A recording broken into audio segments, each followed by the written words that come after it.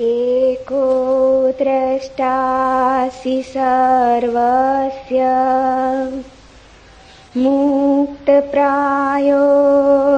सर्वदा अयमेव हि ते बन्धो द्रष्टारं पश्यसीतरम् अहं कर्तेत्य अहं मानमहा कृष्णायिदंशित नाहं कर्तेति विश्वास अमृतं पीत्वा सुखी भव। एको विशुद्धबोधोऽहम् इति निश्चयवन्निना प्रज्वाल्य यज्ञानगहनम् वीतशोकसुखी भव। यत्र विश्वम् इदं भाति कल्पितं रज्जुसर्पवत् आनन्द परमानन्द सबोधस्त्वं सुखं चर। मुक्ताभिमानी मुक्तो ये बद्धो बदाभिमान्यपि किं वदन्ति असत्येयं यामति सा गतिर्भवेत्। आत्मा साक्षी विभुपूर्ण एको मुक्तश्चित्क्रिय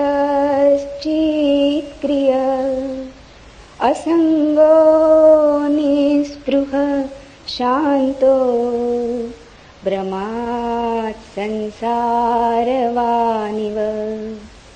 कुटस्थं बोधम् अद्वैतम् आत्मानं परिभावय आभासोऽहं ब्रह्मं मुक्त्वा भावं बाह्यम् अथान्तरम्।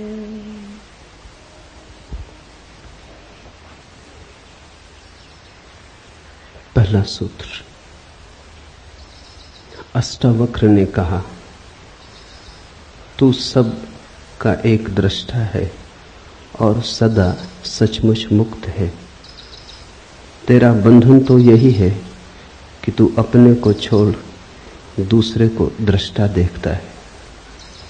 यह सूत्र अत्यंत बहुमूल्य है।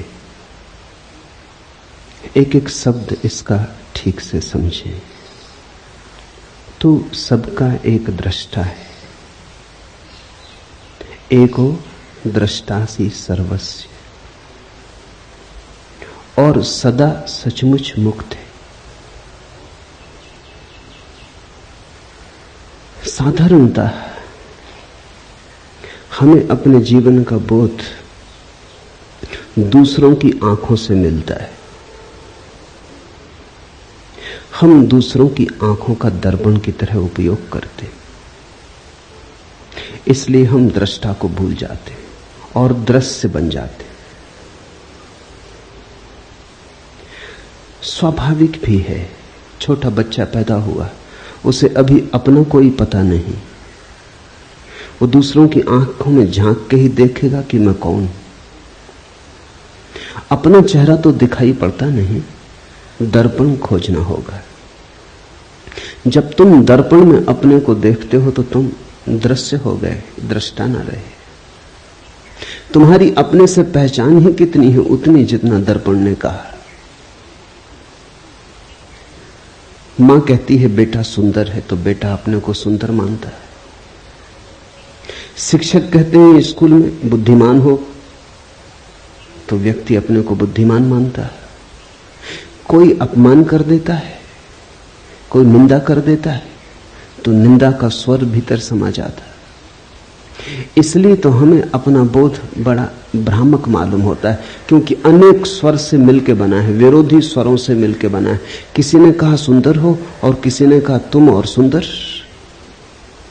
शकल तो देखो आईने में, दोनों स्वर भीतर चले गए, द्वंद्व पैदा हो गया। किसी ने कहा बड़े बुद्धिमान हो और किसी ने कहा तुम जैसा बुद्धू आदमी नहीं देखा। दोनों स्वर भीतर चले गए, दोनों भीतर जुड़ गए, बड़ी बेचैनी पैदा हो गई, बड़ा द्वंद्व पैदा हो गया। इसलिए तो तुम निश्चित नहीं हो कि तुम कौन हो। इतनी भीड़ तुमने इकट्ठी कर ली है मतों की, इतने दर्पणों में झांका है और सभी दर्पणों ने अलग अलग खबर दी। दर्पण तुम्हारे संबंध में थोड़ी खबर देते, दर्पण अपने संबंध में खबर देते। तुमने दर्पण देखे होंगे जिनमें तुम लंबे हो जाते, दर्पण देखे होंगे जिनमें तुम मोटे हो जाते, दर्पण देखे होंगे जिनमें तुम अति सुंदर दिखने लगते, दर्पण देखे होंगे जिनमें तुम अति कुरूप हो जाते, अष्टावक्र हो जाते। दर्पण में जो झलक मिलती है वो तुम्हारी नहीं है, दर्पण के अपने स्वभाव की है। विरोधी बातें इकट्ठी होती चली जाती। इन्हीं विरोधी बातों के संग्रह का नाम तुम समझ लेते हो मैं हूं। इसलिए तुम सदा कपते रहते हो, डरते रहते हो। लोक मत का कितना भय होता है। कहीं लोग बुरा ना सोचे, कहीं लोग ऐसा ना समझ लें कि मैं मूढ़ हूं, कहीं ऐसा ना समझ लें कि मैं असाधु हूं। लोग कहीं ऐसा ना समझ लें, क्योंकि लोगों के द्वारा ही हमने अपनी आत्मा निर्मित की है। गुरुजीएफ अपने शिष्यों से कहता था, अगर तुम्हें आत्मा को जानना हो तो तुम्हें लोगों को छोड़ना होगा। ठीक कहता था। सदियों से यही सद्गुरुओं ने कहा है। अगर तुम्हें स्वयं को पहचानना हो तो तुम्हें दूसरों की आंखों में देखना बंद कर देना होगा। मेरे देखे बहुत से खोजी, सत्य के अन्वेषक समाज को छोड़कर चले गए। उसका कारण यह नहीं था कि समाज में रह के सत्य को पाना असंभव है। उसका कारण इतना ही था, समाज में रह के स्वयं की ठीक ठीक छवि जाननी बहुत कठिन है। यहां लोग खबर दिए ही चले जाते हैं कि तुम कौन हो।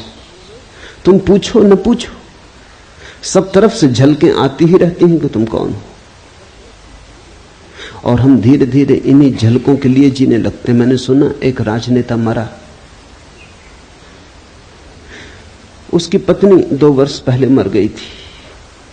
जैसे ही राजनेता मरा, उसकी पत्नी ने उस दूसरे लोग के द्वार पर उसका स्वागत किया, लेकिन राजनेता ने कहा अभी मैं भीतर ना आऊंगा, जरा मुझे मेरी अर्थी के साथ राजघाट तक हो आने दो। पत्नी ने कहा अब क्या सार है, वहां तो देह पड़ी रह गई, मिट्टी है। उसने कहा कि मिट्टी नहीं, इतना तो देख लेने दो कितने लोग विदा करने आए।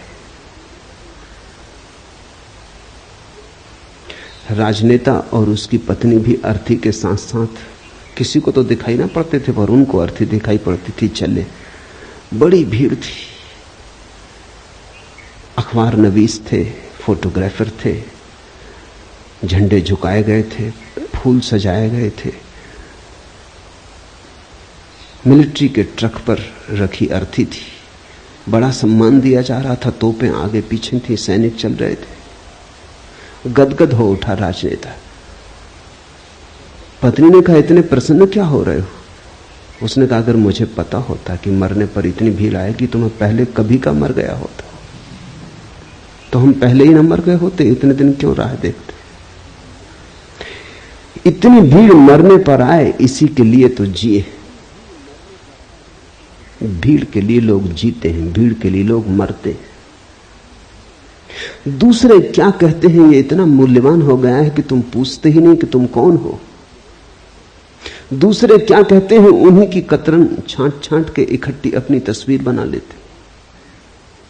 वो तस्वीर बड़ी डमाडोल रहती, क्योंकि लोगों के मन बदलते रहते, और फिर लोगों के मन ही नहीं बदलते रहते, लोगों के कारण भी बदलते रहते। कोई आके तुमसे कह गया कि आप बड़े साधु पुरुष हैं, उसका कुछ कारण है, खुशामद कर गया। साधु पुरुष तुम्हें मानता कौन है?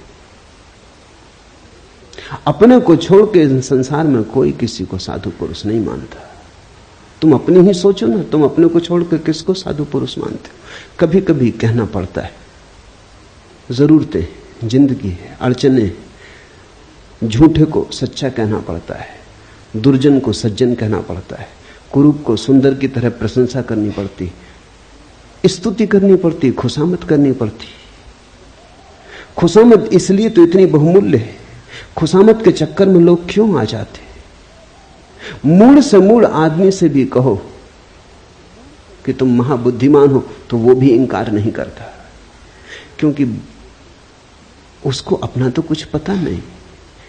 तुम जो कहते हो वही सुनता है, तुम जो कहते हो वही हो जाता है। तो उनके कारण बदल जाते। कोई कहता है सुंदर हो, कोई कहता है असुंदर हो, कोई कहता है भले हो, कोई कहता है बुरे हो। ये सब इकट्ठा होता चला जाता है और इन विपरीत मतों के आधार पर तुम अपनी आत्मा का निर्माण कर लेते हो। तुम ऐसी बैलगाड़ी पर सवार हो जिसमें सब तरफ बैल जुते, जो सब दिशाओं में एक साथ जा रही। तुम्हारे अस्थि पंजर ढीले हुए जा रहे, तुम सिर्फ घसीटते हो, कहीं पहुंचते नहीं, पहुंच सकते नहीं। पहला सूत्र है आज का, तू सबका एक दृष्टा है और तू सदा सचमुच मुक्त है। व्यक्ति दृश्य नहीं है, दृष्टा है। दुनिया में 3 तरह के व्यक्ति हैं। वे जो दृश्य बन गए, वे सबसे ज्यादा अंधेरे में। दूसरे वे जो दर्शक बन गए, वे पहले से थोड़े ठीक है लेकिन कुछ बहुत ज्यादा अंतर नहीं। तीसरे वे जो दृष्टा बन गए। तीनों को अलग अलग समझ लेना जरूरी है। जब तुम दृश्य बन जाते हो तो तुम वस्तु हो गए, तुमने आत्मा खो दी। इसलिए राजनेता में आत्मा को पाना मुश्किल है, अभिनेता में आत्मा को पाना मुश्किल है। वो दृश्य बन गया है, वो दृश्य बनने के लिए ही जीता है। उसकी सारी कोशिश ये है कि मैं लोगों को भला कैसे लगूं, सुंदर कैसे लगूं, श्रेष्ठ कैसे लगूं।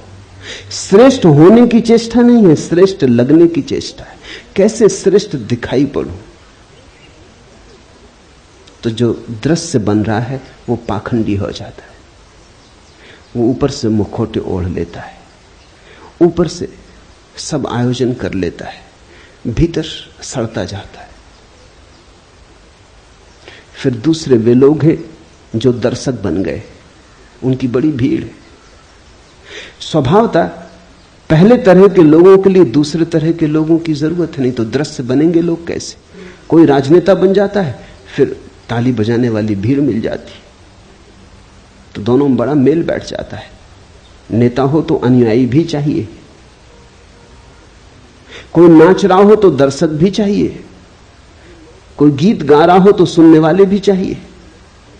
तो कोई दृश्य बनने में लगा है, कुछ दर्शक बनकर रह गए। दर्शकों की बड़ी भीड़ है। पश्चिम के मनोवैज्ञानिक बड़े चिंतित थे, क्योंकि लोग बिल्कुल ही दर्शक होकर रह गए हैं। फिल्म देखाते हैं, रेडियो खोल लेते हैं, टेलीविजन के सामने बैठ जाते हैं घंटों। अमेरिका में करीब करीब औसत आदमी 6 घंटे रोज टेलीविजन देख रहा है। फुटबॉल का मैच हो देखाते हैं, कुश्ती हो रही हो तो देखाते हैं, क्रिकेट हो तो देखाते हैं, ओलंपिक हो तो देखाते हैं। बस सिर्फ देखने वाले रह गए, खड़े हैं दर्शक की तरह राह के किनारे राहगीर। जीवन का जुलूस निकल रहा है, तुम देख रहे हो। कुछ हैं जो जीवन के जुलूस में सम्मिलित हो गए, वो जरा कठिन धंधा है, वहां बड़ी प्रतियोगिता है। जुलूस में सम्मिलित होना जरा मुश्किल है, बड़े संघर्ष और बड़े आक्रमण की जरूरत है। लेकिन जुलूस को देखने वालों की भी जरूरत है, वो किनारे खड़े देख रहे हैं। अगर वो ना हो तो जुलूस भी विदा हो जाए। तुम थोड़ा सोचो, अगर अनुयायी न चले पीछे तो नेताओं का क्या हो? अकेले झंडा ऊंचा रहे हमारा, बड़े बुद्धू मालूम पड़े, बड़े पागल मालूम पड़े। राह किनारे लोग चाहिए, भीड़ चाहिए, तो पागलपन भी ठीक मालूम पड़ता है। तुम थोड़ा सोचो, कोई देखने ना आए और क्रिकेट का मैच होता रहे, मैच के प्राण निकल गए। मैच के प्राण मैच में थोड़ी, वो देखने जो लाखों लोग इकट्ठे होते हैं उनमें। और आदमी अद्भुत है, आदमी तो घुड़दौड़ देखने भी जाते हैं। ये पूरा कोरेगांव पार्क घुड़दौड़ देखने वालों की बस्ती। ये बड़ी हैरानी की बात है, आदमी को दौड़ाओ, कोई घोड़ा देखने नहीं आता। घोड़े दौड़ते हैं, आदमी देखने जाते हैं। ये घोड़ों से भी गई बीती स्थिति हो गई।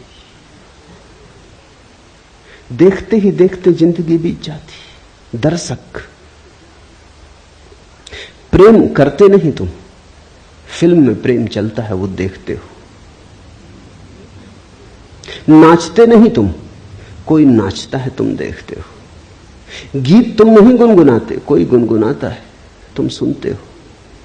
तो तुम्हारा जीवन अगर नपुंसक हो जाए, अगर उसमें से सब जीवन ऊर्जा खो जाए तो आश्चर्य क्या। तुम्हारे जीवन में कोई गति नहीं है, कोई ऊर्जा का प्रवाह नहीं है, तुम मुर्दे की भांति बैठे हो। बस तुम्हारा कुल काम इतना है कि देखते रहो, कोई दिखाता रहे तुम देखते रहो। ये दो ही की बड़ी संख्या है दुनिया में, दोनों एक दूसरे से बंधे। मनोवैज्ञानिक कहते हैं दुनिया में हर बीमारी के दो पहलू होते हैं। दुनिया में कुछ लोग हैं जिनको मनोवैज्ञानिक कहते हैं मैसोचिस्ट, पर स्वदुखवादी, वो अपने को सताते हैं। और दुनिया में दूसरा एक वर्ग है जिसको मनोवैज्ञानिक कहते हैं सैडिस्ट, पर दुखवादी, दूसरे को सताते। दोनों की जरूरत है, इसलिए दोनों जब मिल जाते हैं तो बड़ा राग रंग चलता है। मनोवैज्ञानिक कहते हैं कि अगर पति दूसरों को सताने वाला हो और स्त्री खुद को सताने वाली हो तो इससे बढ़िया जोड़ा और दूसरा नहीं होता। स्त्री अपने को सताने में मजा लेती है, पति दूसरे को सताने में मजा लेता है। राम मिलाई जोड़ी, कोई अंधा कोई कोढ़ी, मिल गए, बिल्कुल मिल गए, बिल्कुल ठीक बैठ गए। हर बीमारी के दो पहलू होते, दृश्य और दर्शक, एक ही बीमारी के दो पहलू। स्त्रियां आमतौर से दृश्य बनना पसंद करती, पुरुष आमतौर से दर्शक बनना पसंद करते। मनोवैज्ञानिकों की भाषा में स्त्रियों को वो कहते हैं एग्जिबिशनिस्ट, नुमाइशी। उनका सारा रस नुमाइश बनने में। मुल्ला नसरुद्दीन मक्खियां मार रहा था, बहुत मक्खियां हो गई, तो पत्नी ने कहा इनको हटाओ। आईने के पास मक्खियां मार रहा था, बोला कि एक जोड़ा, दो मादाएं बैठी। पत्नी ने कहा हद हो गई, तुमने पता कैसे चलाया कि नर हैं कि मादाएं? उन्होंने कहा घंटे भर से आईने पे बैठी हैं, मादाएं होनी चाहिए। नर को आईने के पास क्या करना? स्त्रियां आईने से छूट ही नहीं पाती। आईना मिल जाए तो चुंबक की तरह खींच लेता है। सारी जिंदगी आईने के सामने बीत रही है, कपड़ों में, वस्त्रों में, सजावट में, श्रृंगार में। और बड़ी हैरानी की बात है, इतने सज धज के निकलती हैं, फिर कोई धक्का दे तो नाराज होती, कोई धक्का ना दे तो भी दुखी होंगी, क्योंकि धक्का देने के लिए इतना सज धजने का इंसान था, नहीं तो प्रयोजन क्या था। पति के सामने स्त्रियां नहीं सजती, पति के सामने तो वो भैरवी बनी बैठी रहती, क्योंकि वहां धक्का मुक्का समाप्त हो चुका है। लेकिन घर के बाहर जाएं तब बड़ी तैयारी करती हैं, वहां दर्शक मिलेंगे, वहां दृश्य बनना है। मनुष्य को, पुरुष को मनोवैज्ञानिक कहते हैं वोयूर। उसकी सारी नजर देखने में, उसका रस देखने में। स्त्रियों को देखने में रस नहीं, दिखाने में रस। इसलिए तो स्त्री पुरुषों का जोड़ा बैठ जाता, बीमारी के दो पहलू बिल्कुल एक साथ बैठ जाते। और ये दोनों ही अवस्थाएं रुग्ण हैं। अष्टावक्र कहते हैं मनुष्य का स्वभाव दृष्टा का है, न तो दृश्य बनना है और न दर्शक। अब कभी तुम ये भूल मत कर लेना, कई बार मैंने देखा है कुछ लोग ये भूल कर लेते हैं, वो समझते हैं दर्शक हो गए तो दृष्टा हो गए। इन दोनों शब्दों में बड़ा बुनियादी फर्क है। भाषा कोश में शायद फर्क ना हो, वहां दर्शक और दृष्टा का एक ही अर्थ होगा, लेकिन जीवन के कोश में बड़ा फर्क है। दर्शक का अर्थ है दृष्टि दूसरे पर है, और दृष्टा का अर्थ है दृष्टि अपने पर है। दृष्टि देखने वाले पर है तो दृष्टा, और दृष्टि दृश्य पर है तो दर्शक। बड़ा क्रांतिकारी भेद है, बड़ा बुनियादी भेद है। जब तुम्हारी नजर दृश्य पर अटक जाती है और तुम अपने को भूल जाते हो तो दर्शक। जब तुम्हारी दृष्टि से सब दृश्य विदा हो जाते हैं, तुम ही तुम रह जाते हो, जागरण मात्र रह जाता, होश मात्र रह जाता, तो दृष्टा। तो दर्शक तो तुम तब हो जब तुम बिल्कुल विस्मृत हो गए, तुम अपने को भूल ही गए, नजर लग गई। वहां सिनेमा हॉल में बैठे हो, 3 घंटे के लिए अपने को भूल जाते हो, याद ही नहीं रहती कि तुम कौन हो। दुख सुख चिंताएं सब भूल जाती, इसलिए तो भीड़ वहां पहुंचती। जिंदगी में बड़ा दुख है, चिंता है, परेशानी, कहीं चाहिए भूलने का उपाय। लोग बिल्कुल एकाग्र चित्त हो जाते, बस ध्यान उनका लगता ही फिल्म में। वहां देखते हैं पर्दे पे कुछ भी नहीं है, छायाएं डोल रही, मगर लोग बिल्कुल एकाग्र चित्त हैं। बीमारी भूल जाती, चिंता भूल जाती, बुढ़ापा भूल जाता, मौत भी आती हो तो भूल जाती। लेकिन दृष्टा नहीं हो गए हो तुम फिल्म में बैठ के, दर्शक हो गए, भूल ही गए अपने को। स्मरण ना रहा कि मैं कौन। ये जो देखने की ऊर्जा है भीतर, इसकी तो स्मृति ही खो गई। बस सामने दृश्य है, उसी पर अटक गए, उसी में सब भांति डूब गए। दर्शक होना एक तरह का आत्मविस्मरण है, और दृष्टा होने का अर्थ है सब दृश्य विदा हो गए, पर्दा खाली हो गया, अब कोई फिल्म नहीं चलती वहां, न कोई विचार रहे, न कोई शब्द रहे, पर्दा बिल्कुल शून्य हो गया, कोरा और शुभ्र सफेद। देखने को कुछ भी ना बचा, सिर्फ देखने वाला बचा। और अब देखने वाले में डुबकी लगी तो दृष्टा। दृश्य और दर्शक, मनुष्यता इनमें बटी। कभी कभी कोई दृष्टा होता है, कोई अष्टावक्र, कोई कृष्ण, कोई महावीर, कोई बुद्ध। कभी कभी कोई जागता और दृष्टा होता है।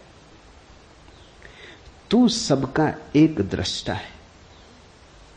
और इस सूत्र की खूबियां यह हैं कि जैसे ही तुम दृष्टा हुए, तुम्हें पता चलता है दृष्टा तो एक ही है संसार में, बहुत नहीं। दृश्य बहुत है, दर्शक बहुत है। अनेकता का अस्तित्व ही दृश्य और दर्शक के बीच है। वो झूठ का जाल है, दृष्टा तो एक ही है। ऐसा समझो कि चांद निकला, पूर्णिमा का चांद निकला, नदी पोखर में, तालाब सरोवर में, सागर में, सरिताओं में, सब जगह प्रतिबिंब बने। अगर तुम पृथ्वी पर घूमो और सारे प्रतिबिंबों का अंकन करो तो करोड़ों अरबों खरबों प्रतिबिंब मिलेंगे, लेकिन चांद एक है, प्रतिबिंब अनेक है। दृष्टा एक है, दृश्य अनेक है, दर्शक अनेक है। वो सिर्फ प्रतिबिंब है, वो छायाएं हैं। तो जैसे ही कोई व्यक्ति दृश्य और दर्शक से मुक्त होता है, न तो दिखाने की इच्छा रही कि कोई देखे, न देखने की इच्छा रही। देखने और दिखाने का जाल छूटा, वो रस न रहा, तो वैराग्य। अब कोई इच्छा नहीं होती कोई देखे और कहे कि सुंदर हो, सज्जन हो, संत हो, साधु हो। अगर इतनी भी इच्छा भीतर रह गई कि लोग तुम्हें साधु समझें, तो अभी तुम पुराने जाल में पड़े हो। अगर इतनी भी आकांक्षा रह गई मन में कि लोग तुम्हें संत पुरुष समझें, तो तुम अभी पुराने जाल में पड़े हो। अभी संसार नहीं छूटा, संसार ने नया रूप लिया, नया ढंग पकड़ा, लेकिन यात्रा पुरानी ही जारी है, सातत्य पुराना ही जारी। क्या करोगे देखकर? खूब देखा, क्या पाया? क्या करोगे दिखाकर? कौन है यहां जिसको दिखा के कुछ मिलेगा? इन दोनों से पार हटकर, द्वंद्व से हटकर जो दृष्टा में डूबता है तो पाता है कि एक ही है। ये पूर्णिमा का चांद तो एक ही है। ये सरोवरों, पोखरों, तालाबों, सागरों में अलग अलग दिखाई पड़ता था।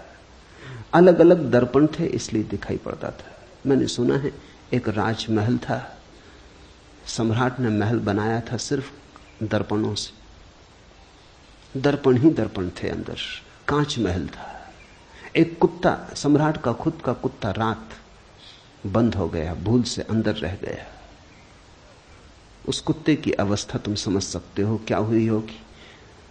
वही आदमी की अवस्था है। उसने चारों तरफ देखा, कुत्ते ही कुत्ते थे।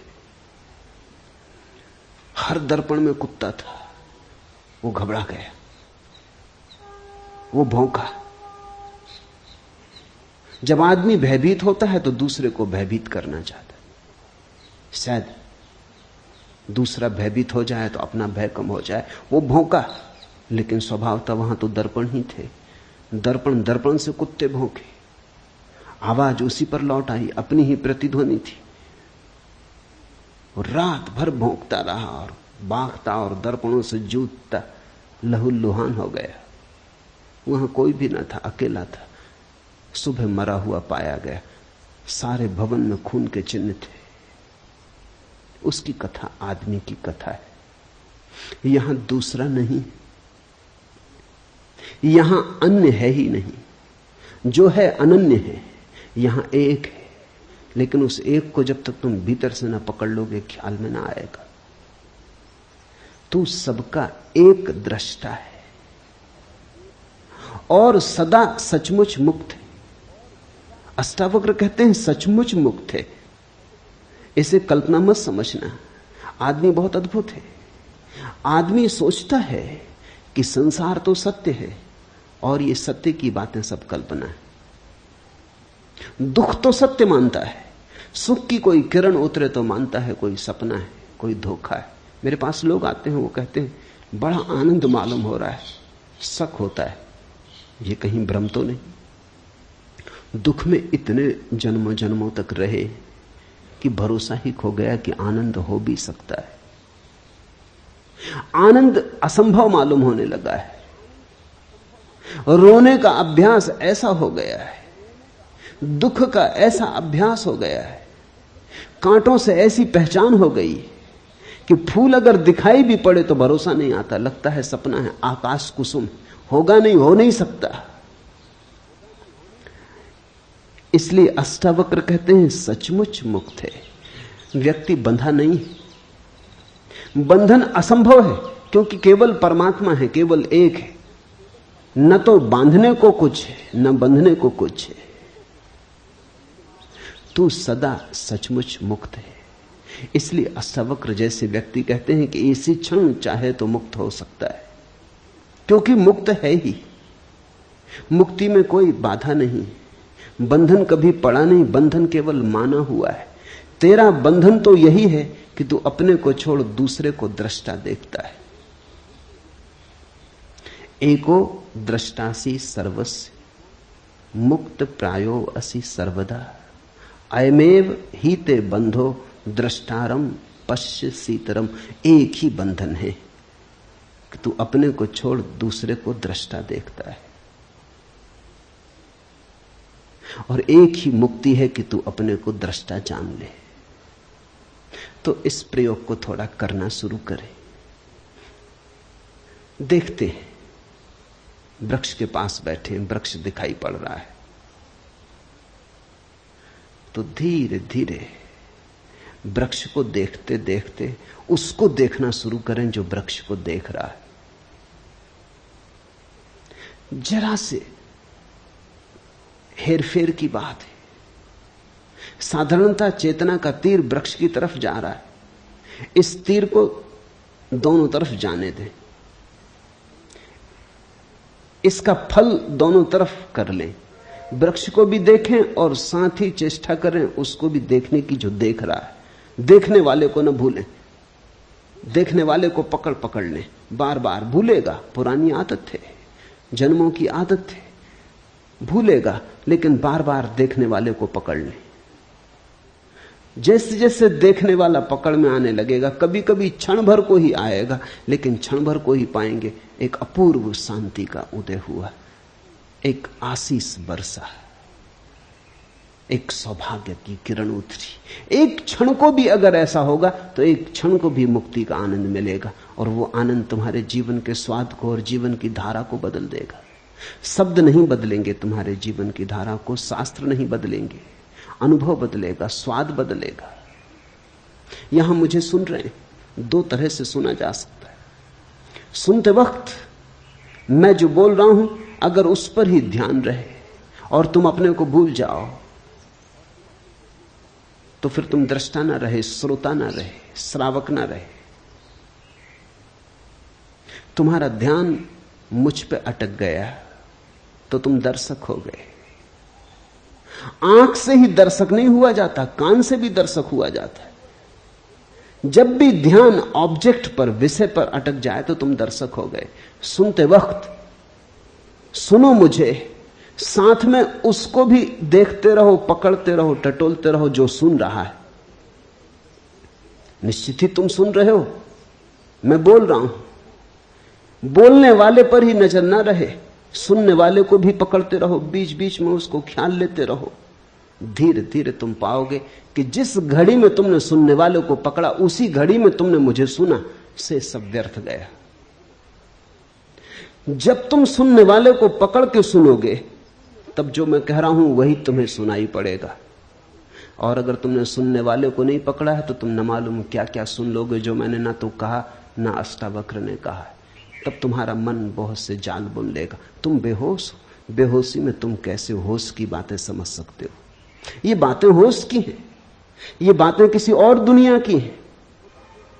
तुमने अगर नींद में सुना तो तुम इन बातों के आसपास अपने सपने गूंथ लोगे, तुम इन बातों का रंग खराब कर दोगे, तुम इनको पोत लोगे, तुम अपने ढंग से इनका अर्थ निकाल लोगे, तुम इनकी व्याख्या कर लोगे। तुम्हारी व्याख्या में ही ये अद्भुत वचन मुर्दा हो जाएंगे। तुम्हारे हाथ लाश लगेगी अष्टावक्र की, जीवित अष्टावक्र से तुम चूक जाओगे। क्योंकि जीवित अष्टावक्र को पकड़ने के लिए तो तुम्हें अपने दृष्टा को पकड़ना होगा। वहां है जीवित अष्टावक्र। इसे ख्याल में लो। सुनते हो मुझे, सुनते सुनते उसको भी सुनने लगो जो सुन रहा है। तीर दोहरा हो जाए, मेरी तरफ हो, तुम्हारी तरफ भी हो। अगर मैं भूल जाऊं तो कोई हर्जा नहीं, लेकिन तुम नहीं भूलने चाहिए। और एक ऐसी घड़ी आती जब ना तो तुम रह जाते न मैं रह जाता। एक ऐसी परम शांति की घड़ी आती है जब दो नहीं रह जाते, एक ही बचता है। तुम ही बोल रहे हो, तुम ही सुन रहे हो, तुम ही देख रहे हो, तुम ही दिखाई पड़ रहे हो। उस घड़ी के लिए ही इशारा अष्टावक्र कर रहे हैं कि वो एक है दृष्टा और सदा सचमुच मुक्त है। बंधन स्वप्न जैसा है। आज रात तुम पूना में सोओगे, लेकिन नींद में तुम कलकत्ते में हो सकते हो, दिल्ली में हो सकते हो, काठमांडू में हो सकते हो, कहीं भी हो सकते हो। सुबह जाग के फिर तुम अपने को पूना में पाओगे। सपने में अगर काठमांडू चले गए तो लौटने के लिए कोई हवाई जहाज से यात्रा नहीं करनी पड़ेगी, ना ट्रेन पकड़नी पड़ेगी, न पैदल यात्रा करनी पड़ेगी। यात्रा करनी ही नहीं पड़ेगी। सुबह आंख खुलेगी और तुम पाओगे कि पूना में हो। सुबह तुम पाओगे तुम कहीं गए ही नहीं, सपने में गए थे। सपने में जाना कोई जाना है। बंधन तो एक ही है तेरा कि तू अपने को छोड़ दूसरे को दृष्टा देखता है। एक ही बंधन है कि हमें अपना होश नहीं, अपने दृष्टा का होश नहीं। एक तो ये अर्थ है इस सूत्र का, एक और भी अर्थ है, वो भी ख्याल में ले लेना चाहिए। साधारणतः अष्टावक्र के ऊपर जिन्होंने भी कुछ लिखा है उन्होंने दूसरा ही अर्थ किया है। इसलिए वो दूसरा अर्थ भी समझ लेना जरूरी है। वो दूसरा अर्थ भी ठीक है, दोनों अर्थ साथ साथ ठीक है। तेरा बंधन तो यही है कि तू अपने को छोड़ दूसरे को दृष्टा देखता है। तुम मुझे सुन रहे हो, तुम सोचते हो कान सुन रहा है, तुम मुझे देख रहे हो, तुम सोचते हो आंख देख रही है। आंख क्या देखेगी? आंख को दृष्टा समझ रहे हो तो भूल हो गई। देखने वाला तो आंख के पीछे, सुनने वाला तो कान के पीछे। तुम मेरे हाथ को छुओ तो तुम सोचोगे तुम्हारे हाथ ने मेरे हाथ को छुआ, गलती हो रही। छूने वाला तो हाथ के भीतर छिपा है, हाथ क्या छुएगा? कल मर जाओगे, लाश पड़ी रह जाएगी, लोग हाथ पकड़े बैठे रहेंगे, कुछ भी ना छुएगा। लाश पड़ी रह जाएगी, आंख खुली पड़ी रहेगी, सब दिखाई पड़ेगा और कुछ भी दिखाई ना पड़ेगा। लाश पड़ी रह जाएगी, संगीत होगा, बैंड बाजे बजेंगे, कान पर चोट भी लगेगी, झंकार भी आएगी, लेकिन कुछ भी सुनाई ना पड़ेगा। जिसे सुनाई पड़ता था, जिसे दिखाई पड़ता था, जिसे स्पर्श होता था, स्वाद होता था, वो जा चुका। इंद्रियां नहीं अनुभव लाती, इंद्रियों के पीछे छिपा हुआ कोई। तो दूसरा अर्थ इस सूत्र का है कि तुम अपने को ही दृष्टा जानना, शरीर को मत जान लेना, आंख को, कान को, इंद्रियों को मत जान लेना, भीतर की चेतना को ही दृष्टा जानना।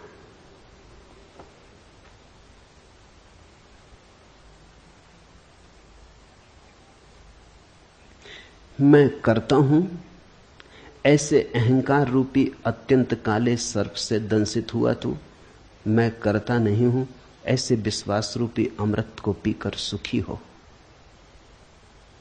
अहम करता इति, मैं करता हूं ऐसे अहंकार रूपी अत्यंत काले सर्प से दंशित हुआ तू।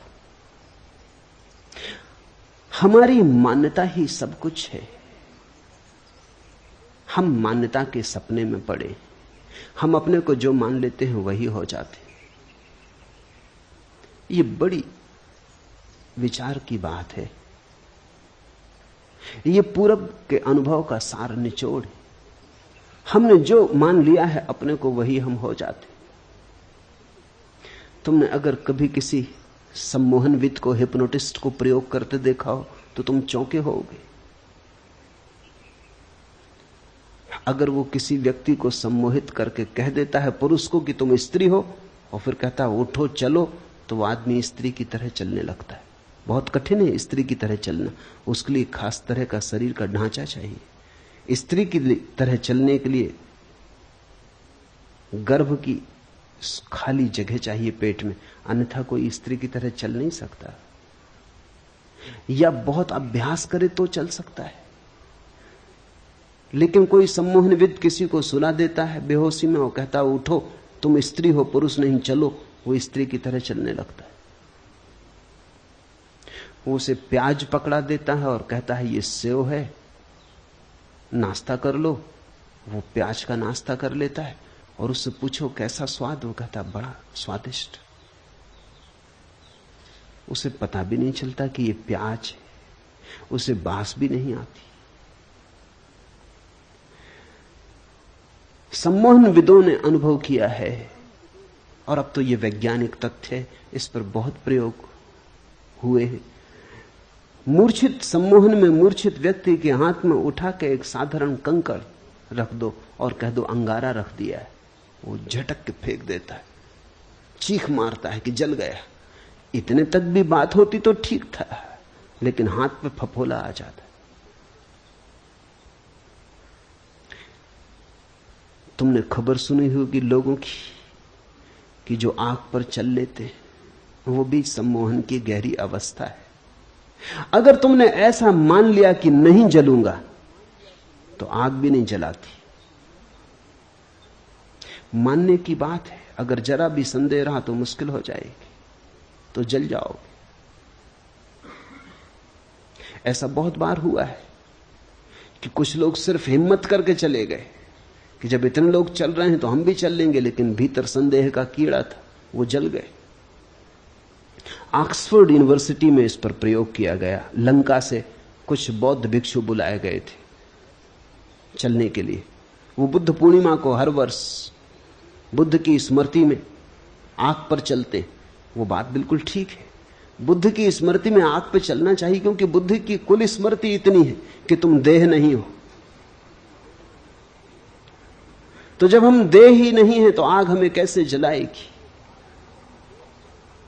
कृष्ण ने गीता में कहा है, न आग तुझे जला सकती, न शस्त्र तुझे छेद सकते।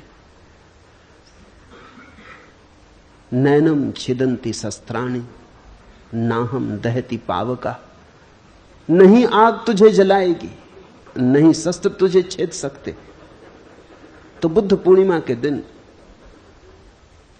श्रीलंका में बौद्ध भिक्षु आग पर चलते, उन्हें निमंत्रित किया गया, वो ऑक्सफोर्ड में भी चले। जब वो ऑक्सफोर्ड में चल रहे थे तो एक भिक्षु जल गया। कोई 20 भिक्षु चले, एक भिक्षु जल गया। खोजबीन की गई कि बात क्या हुई। वो भिक्षु सिर्फ इंग्लैंड देखने आया था, उसे कोई भरोसा नहीं था कि वो चल पाएगा। उसकी मर्जी कुछ और थी, वो तो सिर्फ यात्रा करने आया था। उसकी तो आकांक्षा इतनी थी कि इंग्लैंड देख लेंगे, और उसने सोचा जब ये 19 लोग नहीं जलते तो मैं क्यों जलूंगा। मगर भीतर संदेह का कीड़ा था, वो जल गया। और वहीं उसी रात दूसरी घटना घटी कि एक प्रोफेसर, ऑक्सफोर्ड यूनिवर्सिटी का प्रोफेसर, जिसने कभी ये घटना न देखी थी न सुनी थी, वो सिर्फ बैठ के देख रहा था।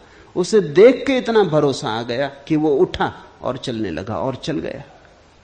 न तो वो बौद्ध था, न धार्मिक था, उसे तो कुछ पता ही नहीं था। उसे तो सिर्फ इतने लोगों का चलना देख के ये लगा, ये भाव ऐसी गहनता से उठा, ये श्रद्धा इतनी सघन हो गई कि वो उठा एक गहन आनंद भाव में और नाचने लगा आग पर। भिक्षु भी चौंके, क्योंकि भिक्षुओं को तो यह ख्याल था कि बुद्ध भगवान उन्हें बचा रहे हैं। ये आदमी तो कोई बौद्ध नहीं है, ये तो अंग्रेज था और धार्मिक भी नहीं था, चर्च भी नहीं जाता था, तो क्राइस्ट भी इसकी फिक्र नहीं करेंगे। बुद्ध से तो कुछ लेना देना है नहीं, इसका तो कोई भी मालिक नहीं था, सिर्फ श्रद्धा। हम जो मानते हैं गहन श्रद्धा में वही हो जाते। मैं करता हूं ऐसे अहंकार रूपी अत्यंत काले सर्प से दंशित हुआ तू। मैं करता नहीं हूं ऐसे विश्वास रूपी अमृत को पीकर सुखी हो। ये वचन ख्याल रखना, बार बार अष्टावक्र कहते हैं सुखी हो। वो कहते हैं इसी क्षण घट सकती है बात। अहम करता इति, मैं करता हूं ऐसी हमारी धारणा है। उस धारणा के अनुसार हमारा अहंकार निर्मित होता है। कर्ता यानी अस्मिता। मैं करता हूं, उसी से हमारा अहंकार निर्मित होता है। इसलिए जितना बड़ा करता हो उतना बड़ा अहंकार होता है। तुमने अगर कुछ खास नहीं किया तो तुम क्या अहंकार रखोगे? तुमने एक बड़ा मकान बनाया तो उतना ही बड़ा तुम्हारा अहंकार हो जाता। तुमने एक बड़ा साम्राज्य रचाया तो उतनी ही सीमा तुम्हारे अहंकार की हो जाती। इसलिए तो दुनिया को जीतने के लिए पागल लोग निकलते। दुनिया को जीतने थोड़ी निकलते। दुनिया किसने कब जीती? लोग आते हैं चले जाते हैं, दुनिया को कौन जीत पाता है? लेकिन दुनिया को जीतने निकलते हैं घोषणा करने कि मेरा अहंकार इतना विराट है कि सारी दुनिया को छोटा कर दूंगा, घेर लूंगा, सीमा बना दूंगा। मैं ही परिभाषा बनूंगा सारे जगत की। सिकंदर और नेपोलियन और तैमूर और नादिर और सारे पागल दुनिया को घेरने चलते। ये दुनिया को घेरने के लिए जो आकांक्षा है, ये अहंकार की आकांक्षा है।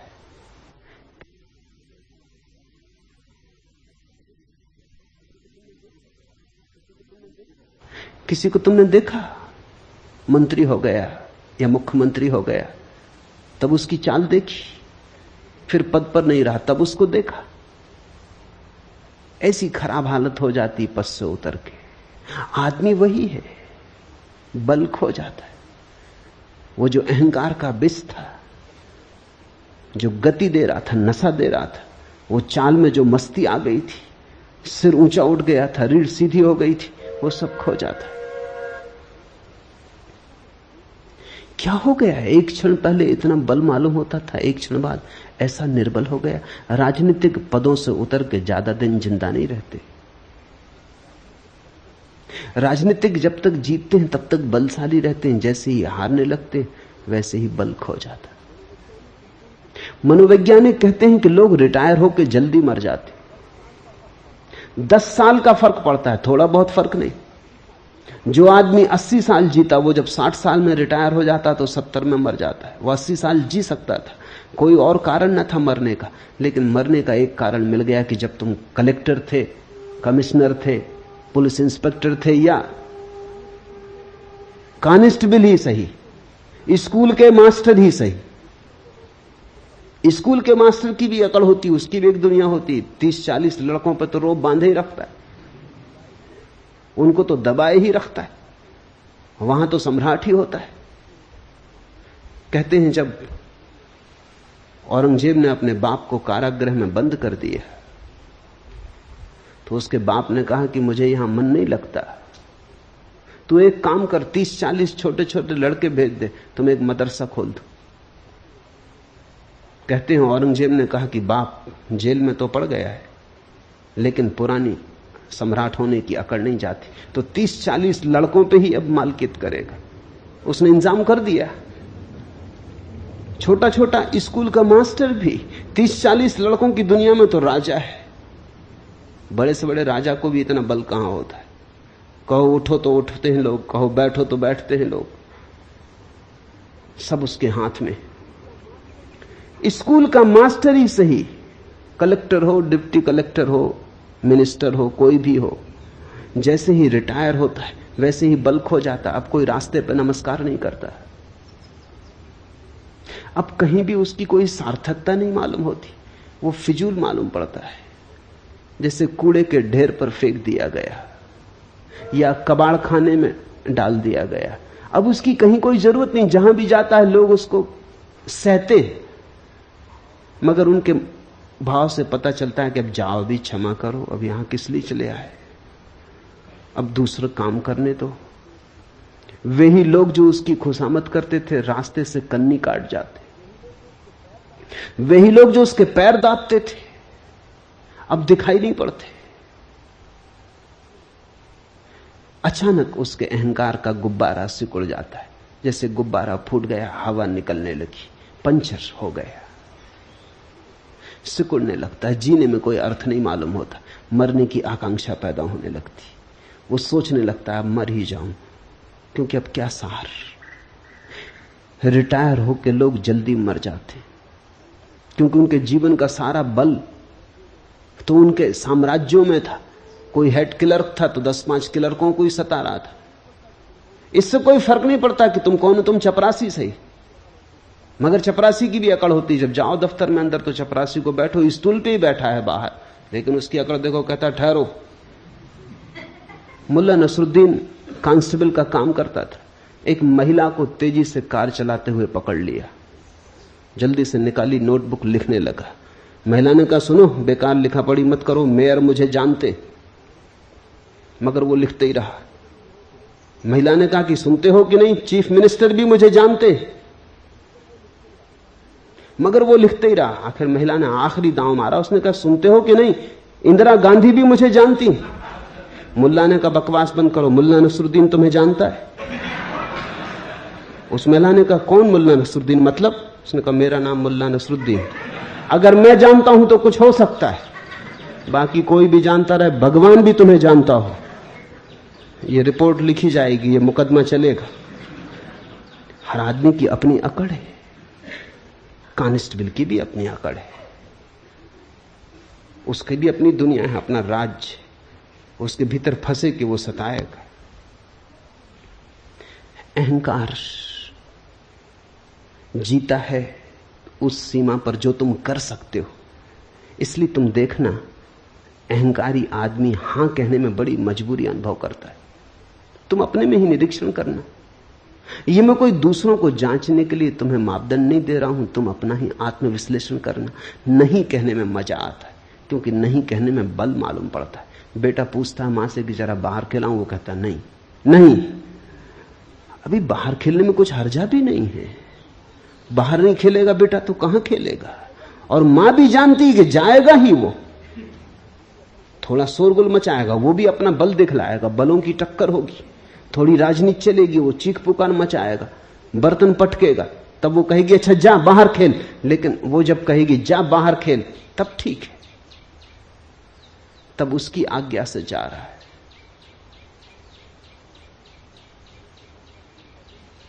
मुल्ला नसरुद्दीन का बेटा बहुत ऊधम कर रहा था, उससे बार बार कह रहा था शांत होकर बैठ, देख मेरी आज्ञा मान, शांत होकर बैठ, मगर वो सुन नहीं रहा था। कौन बेटा सुनता है? आखिर भन्ना के मुल्ला नसरुद्दीन ने कहा अच्छा अब कर जितना ऊधम करना, अब देख कैसे मेरी आज्ञा का उल्लंघन करता है। अब मेरी आज्ञा है, कर कितना ऊधम करना है, अब देखें कैसे मेरी आज्ञा का उल्लंघन करता है। नहीं जल्दी आती जवान पर रखिए। तुम जरा गौर करना, 100 में 90 मौकों पर जहां नहीं कहने की कोई भी जरूरत न थी, वहां भी तुम नहीं कहते हो। नहीं कहने का मौका तुम चूकते नहीं, नहीं कहने का मौका मिले तो झपट के लेते हो। हां कहने में बड़ी मजबूरी लगती, हां कहने में बड़ी दयनीयता मालूम होती। हां कहने का मतलब होता तुम्हारा कोई बल नहीं। इसलिए जो बहुत अहंकारी हैं वो नास्तिक हो जाते। नास्तिक का मतलब उन्होंने आखिरी नहीं कह दी, उन्होंने कह दिया ईश्वर भी नहीं, और की तो बात छोड़ो। नास्तिक का अर्थ है कि उसने आखिरी अल्टीमेट परम इंकार कर दिया। आस्तिक का अर्थ है उसने परम स्वीकार कर लिया, उसने हां कह दिया ईश्वर है। ईश्वर को हां कहने का मतलब है मैं ना रहा, ईश्वर को न कहने का मतलब है बस मैं ही रहा। अब मेरे ऊपर कोई भी नहीं, मेरे पार कोई भी नहीं, मेरी सीमा बांधने वाला कोई भी नहीं। हमारा कर्तृत्व हमारे अहंकार को भरता है।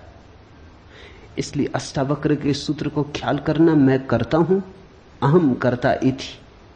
ऐसे अहंकार रूपी अत्यंत काले सर्प से दंशित हुआ तो व्यर्थी पीड़ित और परेशान हो रहा है। यह पीड़ा कोई बाहर से नहीं आती, ये दुख हम जो झेलते हैं अपना निर्मित किया हुआ है। जितना बड़ा अहंकार उतनी पीड़ा होगी।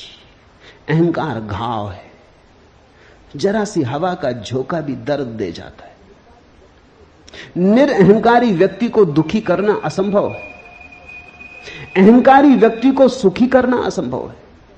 अहंकारी व्यक्ति ने तय ही कर लिया कि अब सुखी नहीं होना है, क्योंकि सुख आता है हां भाव से, स्वीकार भाव से। सुख आता है ये बात जानने से कि मैं क्या हूं, एक बूंद हूं सागर में, सागर की एक बूंद हूं, सागर ही है, मेरा होना क्या है। जिस व्यक्ति को अपने न होने की प्रतीति सघन होने लगती है, उतने ही सुख के अंबार उस पर बरसने लगते हैं। जो मिटा वो भर दिया जाता है, जिसने अकड़ दिखाई वो मिट जाता है।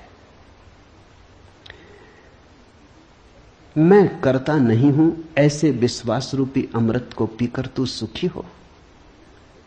मैं करता नहीं हूं, ऐसे भाव को अष्टावक्र अमृत कहते। अहम न करता इति, यही अमृत है। इसका एक अर्थ और भी समझ लेना चाहिए।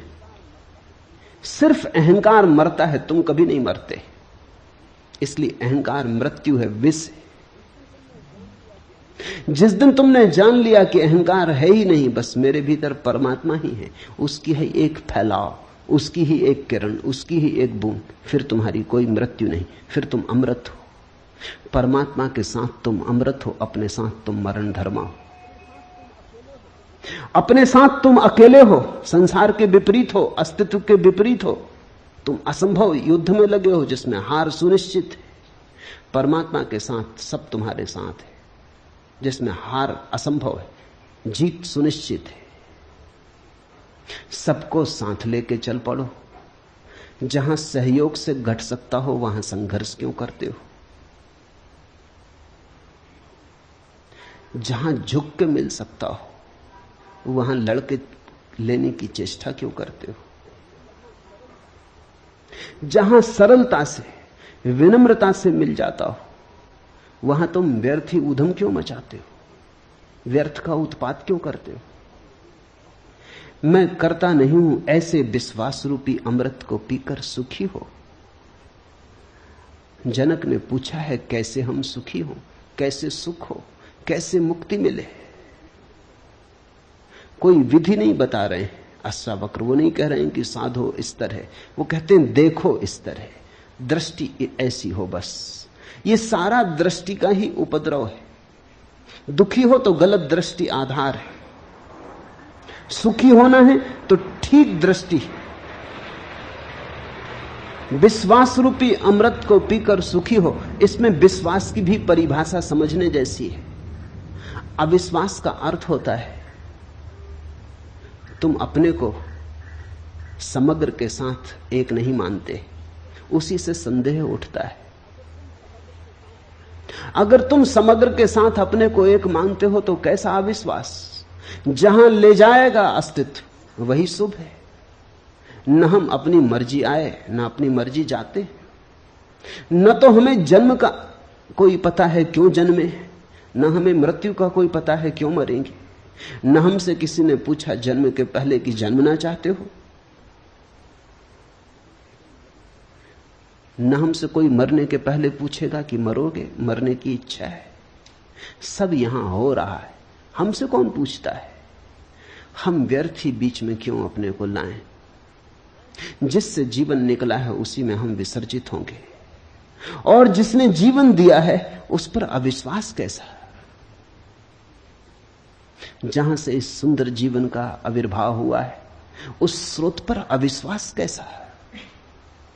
जहां से ये फूल खिले, जहां ये कमल खिले, जहां ये चांद तारे, जहां ये मनुष्य हैं, पशु पक्षी हैं, जहां इतना गीत है, जहां इतना संगीत है, जहां इतना प्रेम है, उस पर अविश्वास क्यों। विश्वास का अर्थ है हम अपने को विजाती नहीं मानते, परदेसी नहीं मानते। हम अपने को इस अस्तित्व के साथ एक मानते। इस एक की उद्घोषणा के होते ही जीवन में सुख की वर्षा हो जाती। ऐसे विश्वास रूपी अमृत को पीकर सुखी हो। विश्वास अमृतम पीत्वा सुखी भव। अभी हो जा सुखी, पीत्वा सुखी भव, इसी क्षण हो जा सुखी। मैं एक विशुद्ध बोध हूं, ऐसी निश्चय रूपी अग्नि से अज्ञान रूपी वन को जलाकर तू वीत सुख हुआ, सुखी हो। अभी हो जा दुख के पार।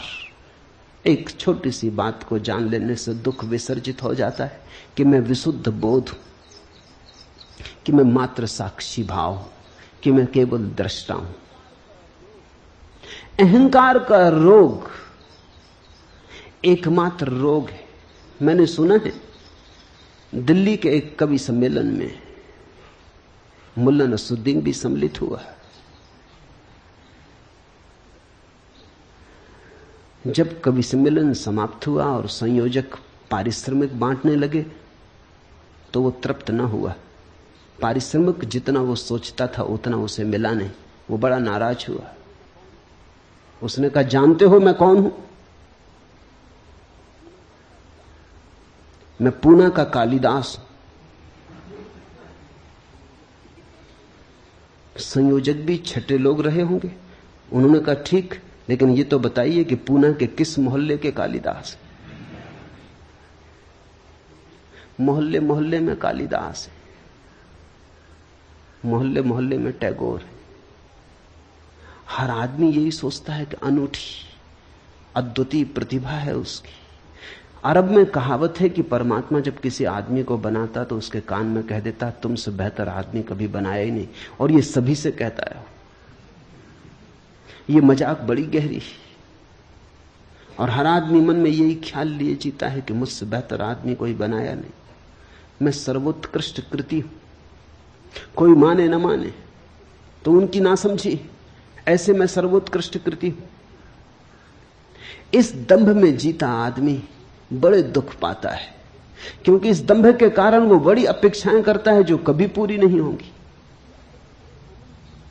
उसकी अपेक्षाएं अनंत हैं, जीवन बहुत छोटा है।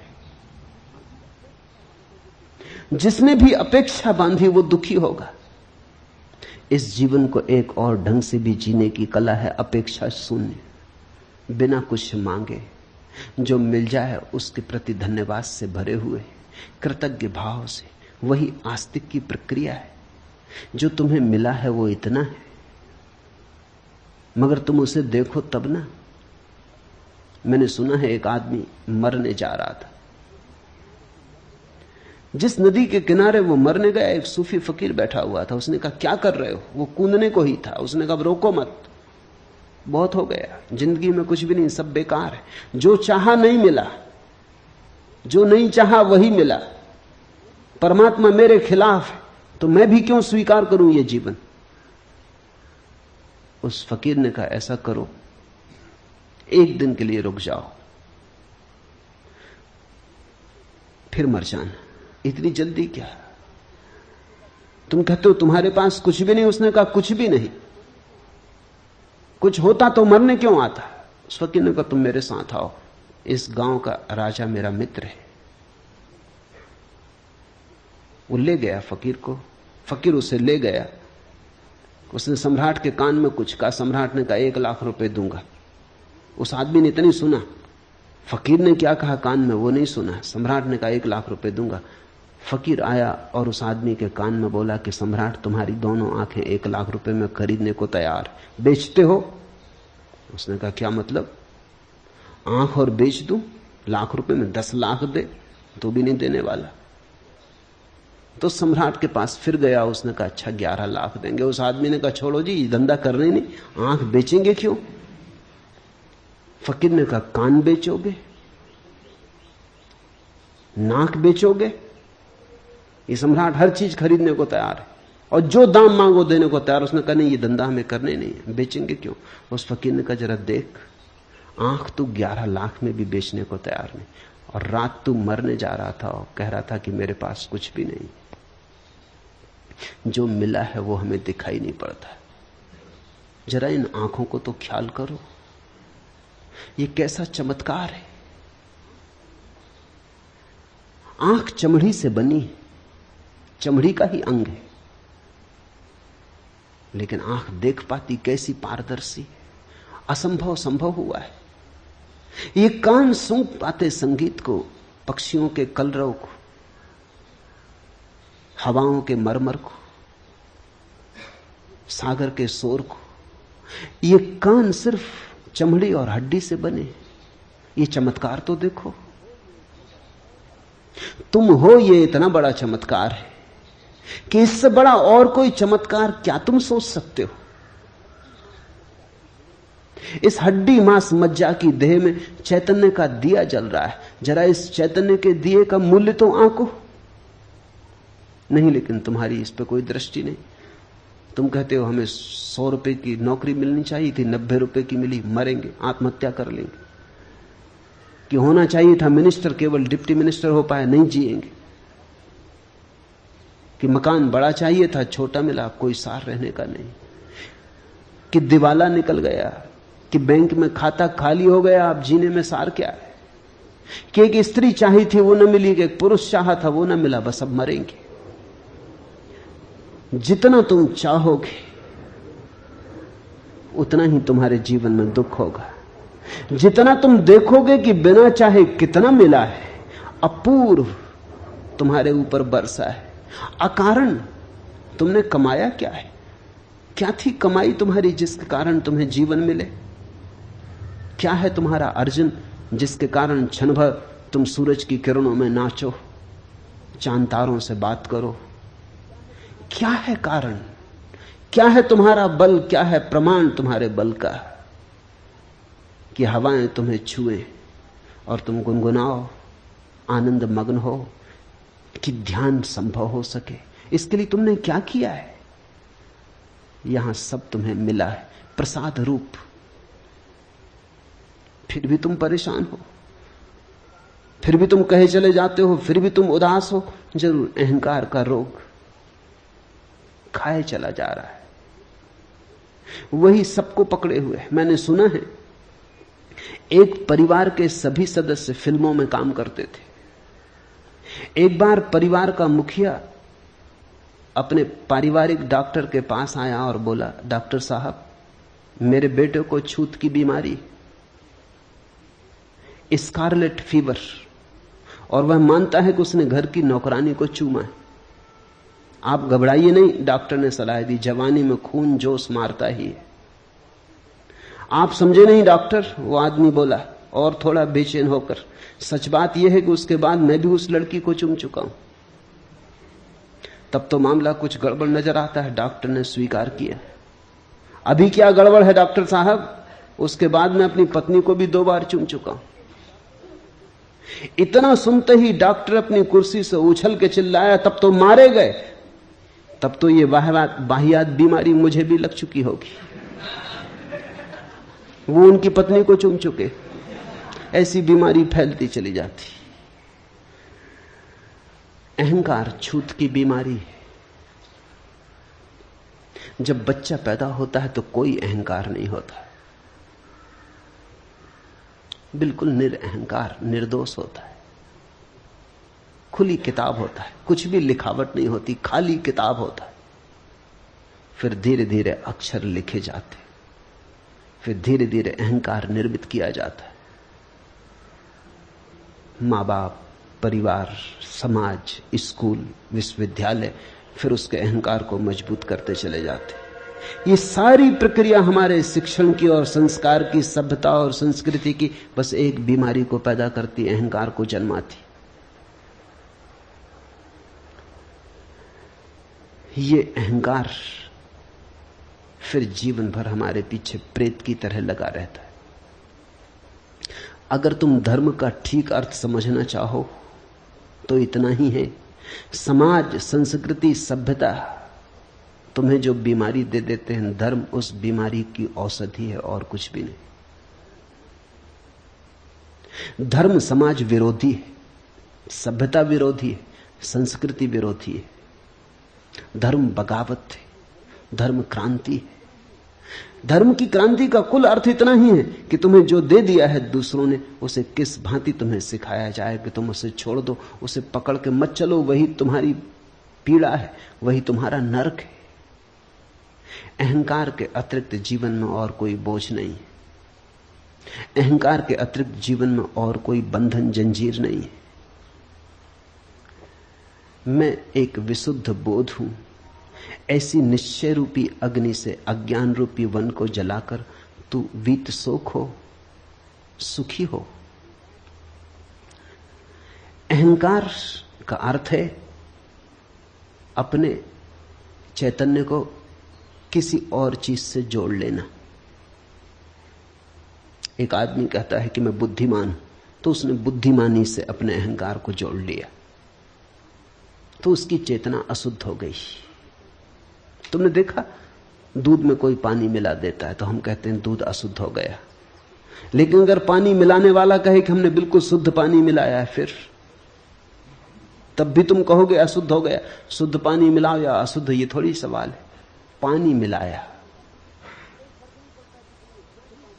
इससे कोई फर्क नहीं पड़ता कि तुमने शुद्ध पानी मिलाया, तो भी दूध तो अशुद्ध हो गया। और अगर गौर करो तो दूध ही अशुद्ध नहीं हुआ, पानी भी अशुद्ध हो गया।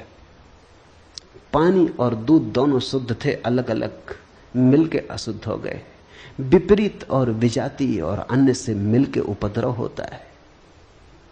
चैतन्य जैसे ही अपने से भिन्न से मिल जाता है। तुमने कहा मैं बुद्धिमान, बुद्धि यंत्र है, उसका उपयोग करो, बुद्धिमान मत बनो। यही बुद्धिमानी है, बुद्धिमान मत बनो। तुमने कहा मैं बुद्धिमान, उपद्रव शुरू हुआ, दूध पानी से मिल गया। फिर तुम्हारी बुद्धि कितनी ही शुद्ध हो, इससे कोई फर्क नहीं पड़ता। तुमने कहा मैं चरित्रवान, दूध पानी से मिल गया। अब तुम्हारा चरित्र कितना ही शुद्ध हो, इससे कुछ फर्क नहीं पड़ता। दुष्चरित्र और सच्चरित्र दोनों के अहंकार होते हैं। मैंने सुना है एक पुरानी कहानी कि जार के जमाने में रूस में साइबेरिया में 3 कैदी बंद थे और तीनों में सदा विवाद हुआ करता था कि कौन बड़ा अपराधी, और तीनों में सदा विवाद हुआ करता था कि कौन ज्यादा दिन से जेल भोग रहा है। जेल में अक्सर यह होता है, लोग वहां भी बढ़ा चढ़ा के बताते। ऐसे नहीं कि तुम अपना बैंक बैलेंस बढ़ा चढ़ा के बताते हो और मेहमान आ जाते हैं तो घर में पड़ोस से फर्नीचर मांग के वो गलीचे बिछा देते हो। तुम ही धोखा देते हो, ऐसा नहीं है। ऐसा नहीं है कि तुम ही दूसरों को देख के खूब जोर जोर से हरे राम करने लगते हो कि कोई आ जाए तो प्रार्थना लंबी हो जाती है, पूजा की घंटियां जोर से बजने लगती हैं, कोई ना आए जल्दी निपटा लेते हो। ऐसा तुम ही करते हो, ऐसा नहीं है। मेहमान घर में हो तो तुम मंदिर चले जाते हो, क्योंकि मेहमानों पर धार्मिक होने का प्रभाव डालना है। कैदी भी कारागृह में इसी तरह करते। उन 3 कैदियों में विवाद होता था। एक दिन पहले कैदी ने कहा कि मैं जब जेल में आया था, जब मुझे साइबेरिया के जेल में डाला गया, तब मोटर गाड़ी नहीं चलती थी। दूसरे ने कहा इसमें क्या रखा है, मैं जब डाला गया तब बैलगाड़ी तक नहीं चलती थी। तीसरे ने कहा बैलगाड़ी क्या होती। वो ये सिद्ध करने की कोशिश कर रहे हैं कि कौन कितने प्राचीन समय से उस जेल में पड़ा हुआ। इसमें भी अहंकार है। मैंने सुना है एक जेल में एक नया अपराधी आया, जिस कोठरी में उसे भेजा गया था उस कोठरी में एक दादा पहले से ही जमे थे। उन दादा ने पूछा कि कितने दिन रहेगा। मैंने कहा कि ये कोई 20 साल की सजा हुई। तो उसने कहा तू दरवाजे पे रह, तुझे जल्दी निकलना पड़ेगा, तू दरवाजे के पास ही अपना बिस्तरा लगा ले। अपराधी का भी अहंकार है। बुरे के साथ भी आदमी अपने अहंकार को भरता है, भले के साथ भी भरता है, लेकिन दोनों स्थितियों में चैतन्य अशुद्ध हो जाता है। अष्टावक्र कहते हैं मैं एक विशुद्ध बोध हूं, न तो मैं बुद्धिमान हूं, न मैं चरित्रवान हूं, न मैं चरित्रहीन हूं, न मैं सुंदर हूं, न मैं असुंदर हूं, न मैं जवान हूं, न मैं बूढ़ा हूं, न गोरा न काला, न हिंदू न मुसलमान, न ब्राह्मण न शूद्र। मेरा कोई तादात्म्य नहीं है। मैं इन सबको देखने वाला हूं। जैसे तुमने दिया जलाया अपने घर में, तो दिए की रोशनी टेबल पे भी पड़ती, कुर्सी पे भी पड़ती, दीवार पे भी पड़ती, दीवार घड़ी पे भी पड़ती, फर्नीचर पे, अलमारी पर, कालीन पर, फर्श पर, छप्पर पर, सब पे पड़ती। तुम बैठे तुम पे भी पड़ती। लेकिन ज्योति न तो दीवार है, न छप्पर है, न फर्श है, न टेबल है, न कुर्सी है। सब रोशन है उस रोशनी में, लेकिन रोशनी अलग है। शुद्ध चैतन्य तुम्हारी रोशनी है, तुम्हारा बोध है। वो बोध तुम्हारी बुद्धि पर भी पड़ता, तुम्हारी देह पर भी पड़ता, तुम्हारे कृत्य पर भी पड़ता, लेकिन तुम उनमें से कोई भी नहीं हो। जब तक तुम अपने को किसी से जोड़ के जानोगे तब तक अहंकार पैदा होगा। अहंकार है चेतना का किसी अन्य वस्तु से तादात्म्य।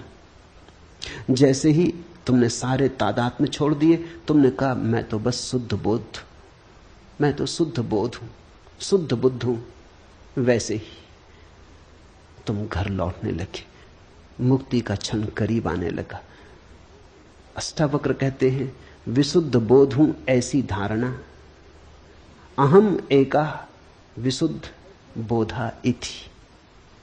ऐसे निश्चय रूपी अग्नि से। ये क्या है निश्चय रूपी बात? सुन के ये निश्चय न होगा, केवल बुद्धि से समझ के ये निश्चय न होगा। ऐसा तो बहुत बार तुमने समझ लिया, फिर भूल जाते हो। अनुभव से ये निश्चय होगा। थोड़े प्रयोग करोगे तो निश्चय होगा, प्रतीति होगी तो निश्चय होगा, और निश्चय होगा तो क्रांति घटित होगी। अज्ञान रूपी वन को जलाकर तू वीत सोख हुआ, सुख को प्राप्त हो, सुखी हो। जिसमें यह कल्पित संसार रस्सी में सांप जैसा भासता है, तू वही आनंद परमानंद बोध है। अतएव तू सुखपूर्वक विचर। यहां दुख का कोई कारण ही नहीं। तुम नाहक एक दुख स्वप्न में दबे और परेशान हुए जा रहे हो। दुख स्वप्न तुमने देखा, अपने ही हाथ छाती पर रख के आदमी सो जाता है, हाथ के वजन से रात नींद में लगता है कि छाती पे कोई भूत प्रेत चढ़ा। अपने ही हाथ रखे हैं छाती पर, उनका ही वजन पड़ रहा है, लेकिन निद्रा में वही वजन भ्रांति बन जाता। या अपना ही तकिया रख लिया अपनी छाती पर, लगता पहाड़ गिर गया। चीखता चिल्लाता, चीख भी नहीं निकलती। हाथ पैर हिलाना चाहता, हाथ पैर भी नहीं हिलते, ऐसी घबराहट बैठ जाती। फिर जब नींद भी टूट जाती तो भी पाता पसीना पसीना है। नींद भी टूट जाती है, जाग भी जाता है, समझ भी लेता है कोई दुश्मन नहीं, कोई पहाड़ नहीं गिरा, अपना ही तकिया अपनी छाती पे रख लिया कि अपने ही हाथ अपनी छाती पे रख लिए थे। तो भी सांस धक धक चल रही, जैसे मीलों दौड़ के आया हो। सपना टूट गया, फिर भी अभी तक परिणाम जारी।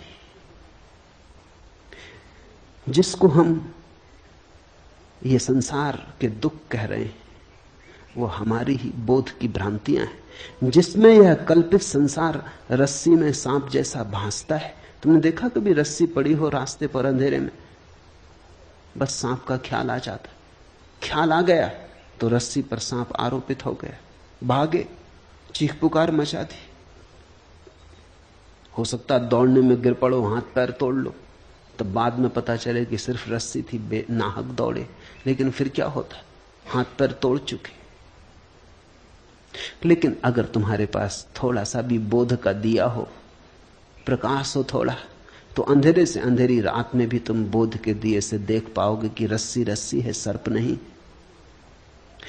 इस बोध में ही आनंद और परमानंद का जन्म होता है। अतएव तू सुखपूर्वक विचर। तेरे पास सूत्र है, तेरे पास ज्योति है, ज्योति को तूने नाहक के पर्दों में ढांका। पर्दे हटा, घूंघट के पट खोल।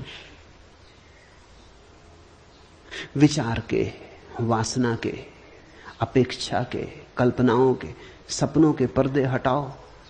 वही हैं घूंघट। घूंघट को हटाओ, खुली आंख से देखो। लोग बुर्के ओढ़े बैठे, उन बुर्कों के कारण कुछ दिखाई नहीं पड़ता। धक्के खा रहे हैं, गड्ढों में गिर रहे हैं। वही आनंद परमानंद बोध है। अतएव तू सुखपूर्वक विचर। यत्र विश्वमिदं भाति कल्पितम रज्जु सर्पवत आनंद परमानंदा सा बोधस्त्वम सुखम चर। आनंद परमानंद बोधा त्वम सुखम चर। इस थोड़े से बोध को समझ लो, पकड़ लो, पहचान लो, फिर विचरण करो सुख में। ये अस्तित्व परम आनंद है। इस अस्तित्व ने दुख जाना नहीं, दुख तुम्हारा निर्मित किया हुआ है। कठिन है समझना ये बात, क्योंकि हम इतने दुख में जी रहे हैं, हम कैसे माने कि दुख नहीं। वो जो रस्सी को देख के भाग गया है वो भी नहीं मानता कि सर्प नहीं है। वो जो हाथ रख के छाती पे पड़ा है और सोचता है पहाड़ गिर गया, वो भी उस क्षण में तो नहीं मान सकता कि पहाड़ नहीं गिर गया है। वैसी ही हमारी दशा है। क्या करें? थोड़े दृश्य से दृष्टा की तरफ चलें। देखें सब, लेकिन देखने वाले को न भूलें। सुने सब, सुनने वाले को न भूलें। करें सब, लेकिन स्मरण रखें कि करता नहीं है। बुद्ध कहते थे चलो राह पर, और स्मरण रखो कि भीतर कोई चल नहीं रहा है। भीतर सब अचल है। ऐसा ही है भी।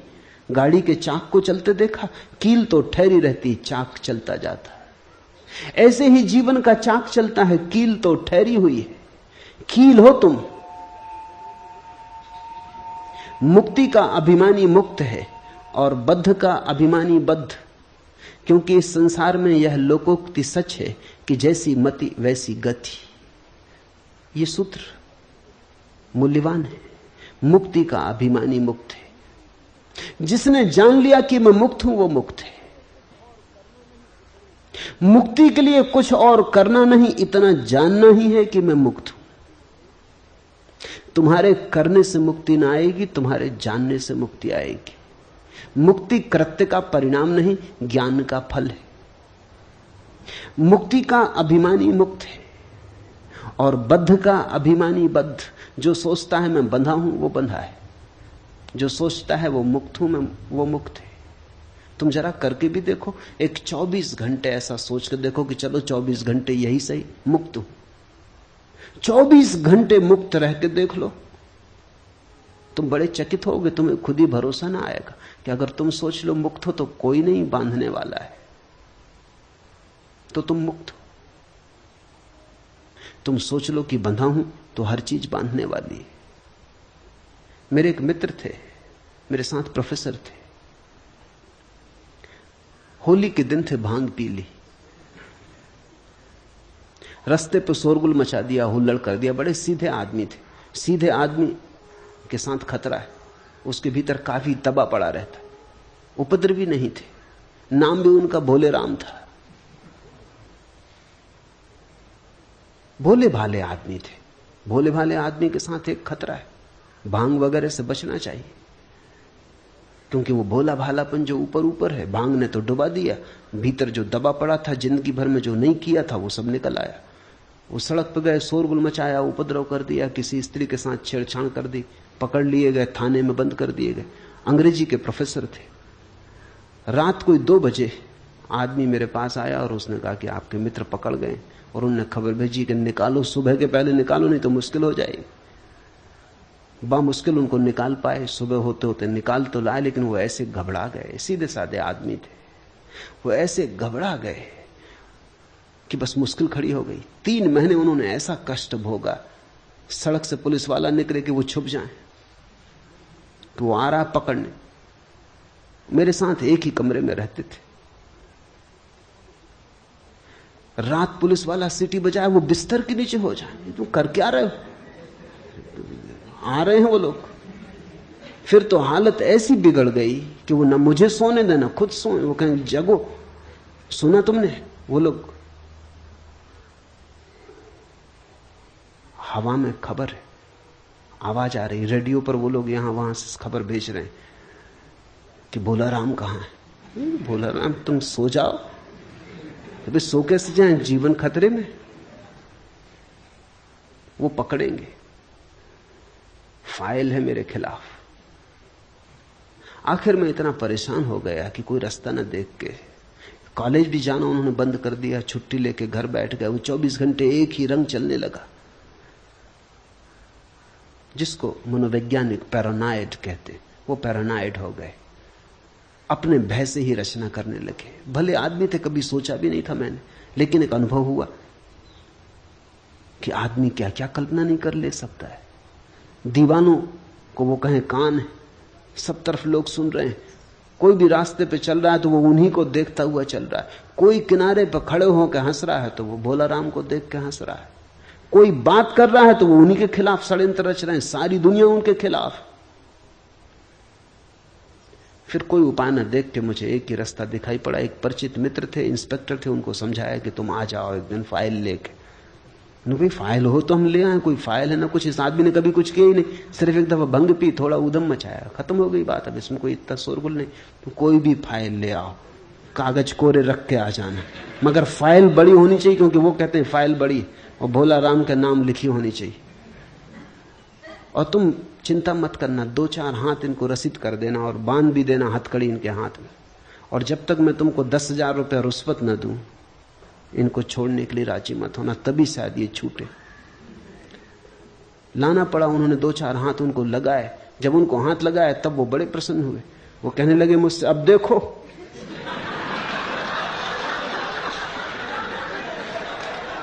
जो मैं कहता था हुआ कि नहीं। ये रही फाइल, बड़े बड़े अक्षरों में भोला राम लिखा है। अब बोलो, वो सब समझदारी की बातें कहां गई? अब ये हो रहा है, चले भोला राम। हथकड़ी भी डाल दी। मगर एक तरह से वो प्रसन्न थे, एक तरह से दुखी थे, रो रहे थे, मगर एक तरह से प्रसन्न थे कि उनकी धारणा सही सिद्ध हुई। आदमी ऐसा पागल है, तुम्हारे दुख की धारणा भी सही सिद्ध हो तो तुम्हारे अहंकार को तृप्ति मिलती कि देखो मैं सही सिद्ध हुआ। उनका पूरा भाव यह था कि सबको गलत सिद्ध कर दिया, सब समझाने वाले, कोई सही सिद्ध नहीं हुआ, आखिर में ही सही सिद्ध हुआ। बामुश्किल समझाया और बुझाया। इंस्पेक्टर को सो कह रखा था जल्दी मत मान जाना, नहीं तो वो सोचेंगे कि कोई जालसाजी। वो कहा कि ये हो ही नहीं सकता, ये तो इनको आजन्म सजा होगी। बस वो जब ये इस तरह की बातें कहें वो मेरी तरफ देखेंगे, कहो। बहुत मुश्किल से समझा बुझा के हाथ पैर जोड़ के नोट की गड्डियां उनको दी फाइल जलाई सामने, उस दिन से भोला राम मुक्त हो गए, ठीक हो, सब खत्म हो गया मामला। करीब करीब ऐसी अवस्था है।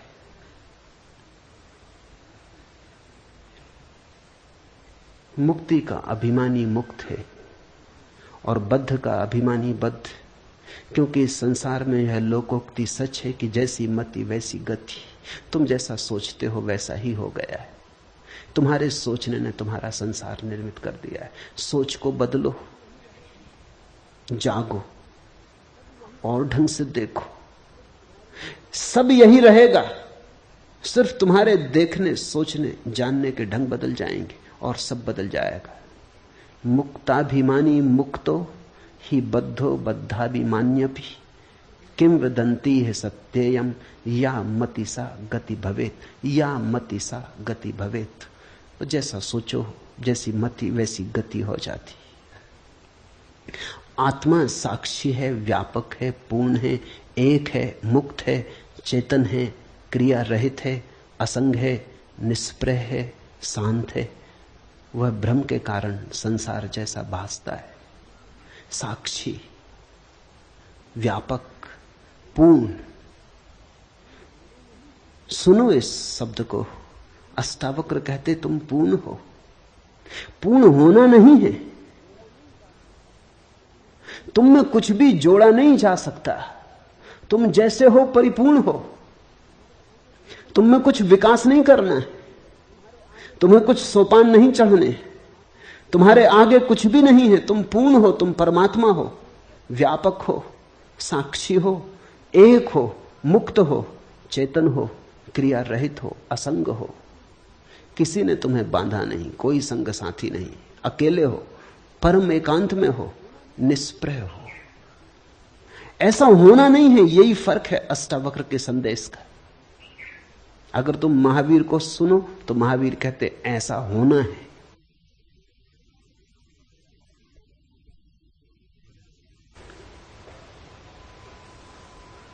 अष्टावक्र कहते हैं ऐसे तुम हो। ये बड़ा फर्क है, ये छोटा फर्क नहीं। महावीर कहते हैं असंग होना है, निष्प्रह होना है, पूर्ण होना है, व्यापक होना है, साक्षी होना है। अष्टावक्र कहते हैं तुम ऐसे हो, बस जागना है, ऐसा आंख खोल के देखना है। अष्टावक्र का योग बड़ा सहज योग है। साधो सहज समाधि भली, तू कूटस्थ बोधरूप अद्वैत आत्मा का विचार कर। अहम आभास इति, मैं आभास रूप अहंकारी जीव हूं। ये तुमने जो अब तक मान रखा है ये सिर्फ आभास है। ये तुमने जो मान रखा है ये तुम्हारी मान्यता है, मति है। यद्यपि तुम्हारे आसपास भी ऐसा ही मानने वाले लोग हैं, इसलिए तुम्हारी मति को बल भी मिलता है। आखिर आदमी अपनी मति उधार लेता है, तुम दूसरों से सीखते हो। आदमी अनुकरण करता है। यहां सभी दुखी हैं, तुम भी दुखी हो गए हो। जापान में एक अद्भुत संत हुआ, होते ही जैसे ही वो ज्ञान को उपलब्ध हुआ, या कहना चाहिए जैसे ही वो जागा, वो हंसने लगा। फिर वो जीवन भर हंसता ही रहा। वो गांव गांव जाता है। होते ही को जापान में लोग हंसता हुआ बुद्ध कहते। वो बीच बाजार में खड़ा हो जाता और हंसने लगता। फिर तो उसका नाम दूर दूर तक फैल गया। लोग उसकी प्रतीक्षा करते कि होते ही कब आएगा। उसका कोई और उपदेश न था, वो बस बीच बाजार में खड़े होकर हंसता। धीरे धीरे भीड़ इकट्ठी हो जाती और लोग भी हंसने लगते। होते ही से लोग पूछते आप कुछ और कहो। वो कहता और क्या कहें, नाहक रो रहे हो, कोई हंसने वाला चाहिए जो तुम्हें हंसा दे। इतनी ही खबर लाता हूं कि हंस लो, कोई कमी नहीं है। दिल खोल के हंसो, सारा अस्तित्व हंस रहा है, तुम नाहक रो रहे हो। तुम्हारा रोना बिल्कुल निजी, प्राइवेट है। पूरा अस्तित्व हंस रहा है। चांद तारे, फूल, पक्षी सब हंस रहे हैं, तुम नाहक रो रहे हो। खोलो आंख, हंस लो, मेरा कोई और संदेश नहीं है। वो हंसता एक गांव से दूसरे गांव घूमता रहता। कहते हैं उसने पूरे जापान को हंसाया। और उसके पास लोगों को धीरे धीरे हंसते हंसते हंसते झलके मिलती। वो उसका ध्यान था, वही उसकी समाधि थी।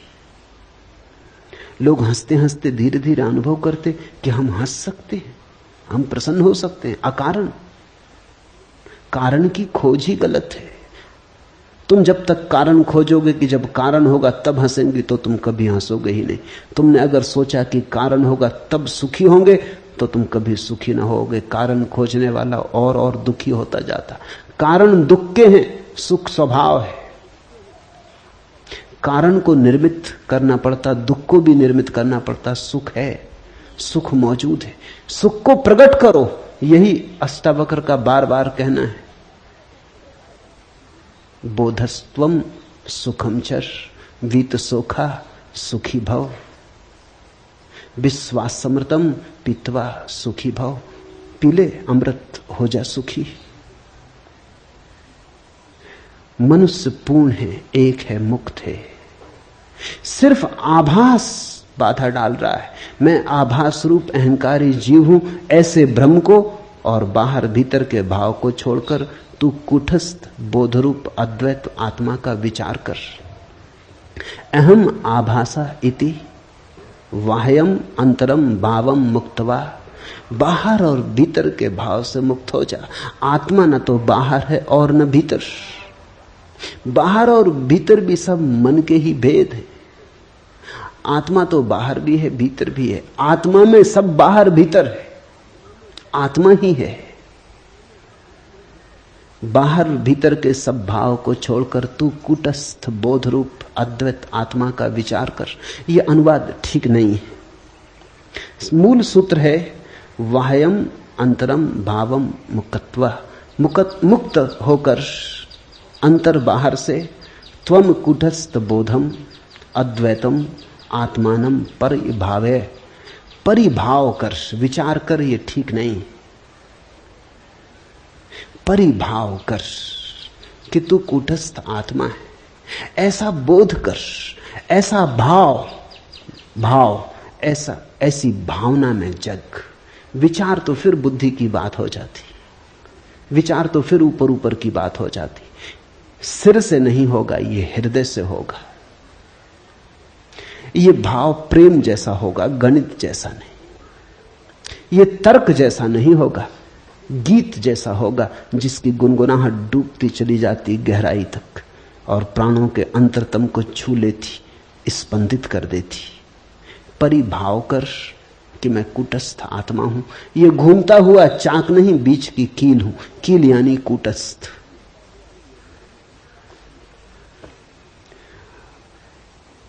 तुम जब तक सोचते हो पृथ्वी पर हो, पृथ्वी पर हो। जिस क्षण तुमने तैयारी दिखाई, जिस क्षण तुमने हिम्मत की, उसी क्षण आकाश में उड़ना शुरू हो सकता है। दल के दल तैर रहे मेघ मगन भू पर, उड़ता जाता हूं मैं मेघों के ऊपर।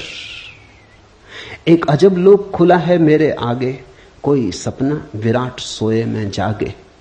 कहां उड़ जाता है समय सिंधु घर घर। गाड़ी जो अंधी घाटी में बर्फीली, उर्मिल धाराओं में मछली चमकीली। धसता जाता हूं पैनिल तम के भीतर, कोसों तक लाल परधी सूरज को घेरे। छलक रहा इंद्रधनुष पंखों पर मेरे, यहां वहां फूट रहे रंगों के निर्झर। ठहरी सी नदी कहीं, उड़ते से पुल हैं, धाराओं पर धाराएं आकुल व्याकुल हैं। गलगल कर बहे जा रहे नभ में भूधर। गांव पर गांव धवल, जंगल कांसों के, उगते ये तरु अनंत किसकी सांसों के। एक दूसरी धरती बना हुआ है अंबर, दल के दल तैर रहे मेघ मगन भू पर। उड़ता जाता हूं मैं मेघों के ऊपर।